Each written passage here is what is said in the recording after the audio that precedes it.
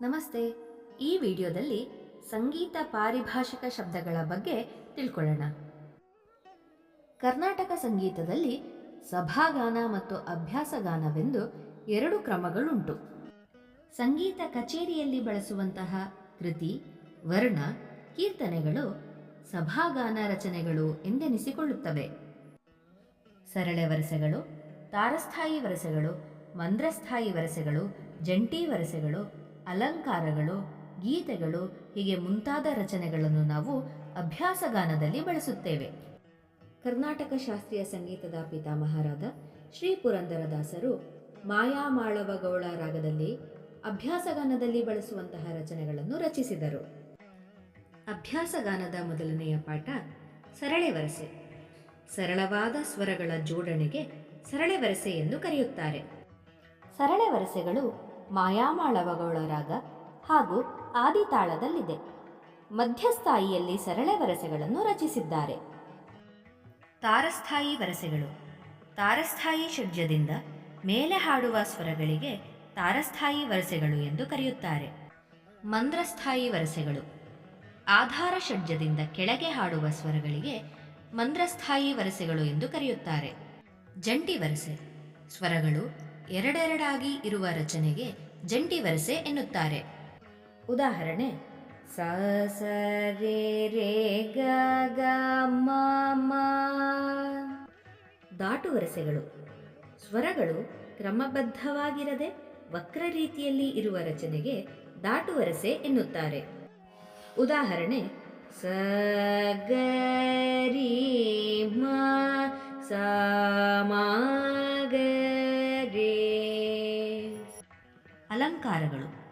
ಸ್ವರಗಳು ವಿವಿಧ ರೀತಿಯಲ್ಲಿ ಸಂಯೋಜಿತವಾಗಿ ಸೂಳಾದಿ ಸಪ್ತತಾಳಗಳಲ್ಲಿ 5 ಜಾತಿಗಳಲ್ಲಿ ಸಂಯೋಜಿತಗೊಂಡಿರುವ ರಚನೆಗೆ ಅಲಂಕಾರಗಳು ಎನ್ನುತ್ತಾರೆ.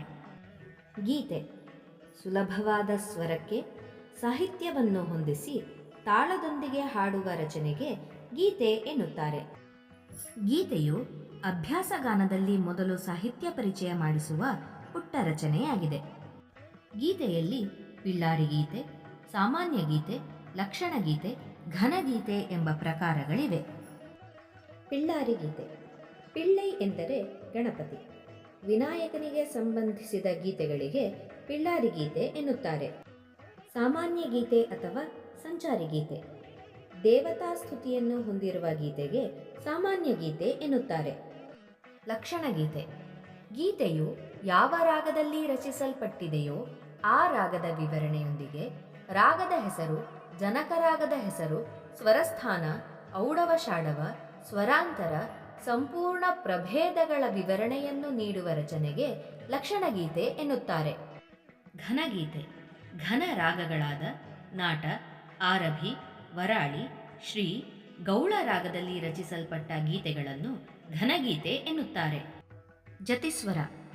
ಮೃದಂಗ ಜತಿಯ ನಡೆಯಲ್ಲಿ ಸ್ವರಗಳನ್ನು ಹೊಂದಿರುವ ರಚನೆಗೆ ಜತಿಸ್ವರ ಎನ್ನುತ್ತಾರೆ. ಜತಿಸ್ವರದಲ್ಲಿ ಪಲ್ಲವಿ, ಅನುಪಲ್ಲವಿ, ಚರಣವು ವಿವಿಧ ಜತಿಗಳಿಗೆ ಅನುಗುಣವಾಗಿ ನೃತ್ಯಕ್ಕೆ ಹೊಂದುವಂತೆ ರಚನೆಯಾಗಿರುತ್ತದೆ. ಸ್ವರಜತಿ. ಮಾಧುರ್ಯ ಪ್ರಧಾನವಾದ ತ್ರಿಶ್ರ, ಚತುರಶ್ರ, ಖಂಡ, ಮಿಶ್ರ ಜಾತಿಗಳ ಸ್ವರಗಳ ಪುಂಜಗಳಿಗೆ ಸಾಹಿತ್ಯವನ್ನು ಹೊಂದಿಸಿ ಹಾಡುವ ರಚನೆಗೆ ಸ್ವರಜತಿ ಎನ್ನುತ್ತಾರೆ. ವರ್ಣ. ರಾಗದ ಪೂರ್ಣ ಚಿತ್ರವನ್ನು ತಾಳದಲ್ಲಿ ಅಡಕ ಮಾಡಿ ಸಾಹಿತ್ಯದೊಂದಿಗೆ ಹಾಡಬಹುದಾದ ರಚನೆಗೆ ರಾಗಮಾಧುರ್ಯ, ಭಾವ ಮತ್ತು ಪಾಂಡಿತ್ಯ ಪ್ರತಿಭೆಗಳನ್ನು ತೋರಿಸತಕ್ಕ ತಾನರೂಪದ ಮತ್ತು ತಾನ ಜತಿರೂಪದ ಸ್ವರಗಳ ಜೋಡಣೆಯ ಪ್ರಮುಖ ಅಂಗವಾಗಿರುವ ರಚನೆಗೆ ವರ್ಣ ಎಂದು ಹೆಸರು. ವರ್ಣದಲ್ಲಿ ತಾನವರ್ಣ, ಪದವರ್ಣ, ಚೌಕವರ್ಣ ಹಾಗೂ ರಾಗಮಾಲಿಕಾ ವರ್ಣ ಎಂಬ 4 ವಿಧಗಳಿವೆ. ಕೃತಿ. ಯತ್ಕೃತಂ ತತ್ಕೃತಿ. ಯಾವುದು ರಚನೆಯಾಗಿರುತ್ತದೆಯೋ ಅದಕ್ಕೆ ಕೃತಿ ಎಂದು ಹೆಸರು. ಕೃತಿಯು ರಾಗಭಾವವನ್ನು, ವಿಶೇಷ ಸಂಚಾರಗಳನ್ನು, ರಂಜಕ ಸ್ವರಗಳನ್ನು ಪೂರ್ಣವಾಗಿ ಹೊಂದಿರುತ್ತದೆ. ವೇದ, ಉಪನಿಷತ್ತು, ತತ್ವ, ಮಹಾಕಾವ್ಯದಲ್ಲಿ ಬರುವ ವಿಚಾರಗಳನ್ನು ಭಕ್ತಿ ರಸದೊಂದಿಗೆ ಸರಳ ಶೈಲಿಯಲ್ಲಿ ಮನಮುಟ್ಟುವಂತೆ ಸಾಮಾನ್ಯರಿಗೆ ಅರ್ಥವಾಗುವ ರೀತಿಯಲ್ಲಿ ಕೃತಿಯು ಇರುತ್ತದೆ. ಕೀರ್ತನೆ ಮಾತು ಅಥವಾ ಸಾಹಿತ್ಯಕ್ಕೆ ಪ್ರಾಧಾನ್ಯತೆ ನೀಡುವ ರಚನೆಗೆ ಕೀರ್ತನೆ ಎನ್ನುತ್ತಾರೆ. ಸರಳ ಸಾಹಿತ್ಯ ಮತ್ತು ಅತಿ ಸರಳ ತಾಳದೊಂದಿಗೆ ಭಕ್ತಿರಸ ಪ್ರಧಾನವಾಗಿ ಭಗವಂತನ ವಿಷಯ, ಮಹಾಕಾವ್ಯ, ಪುರಾಣ, ಉಪನಿಷತ್ತು, ವೇದಾಂತ ವಿಚಾರಗಳನ್ನು ಕೀರ್ತನೆಯಲ್ಲಿ ರಚಿಸಿರುತ್ತಾರೆ. ವಚನ.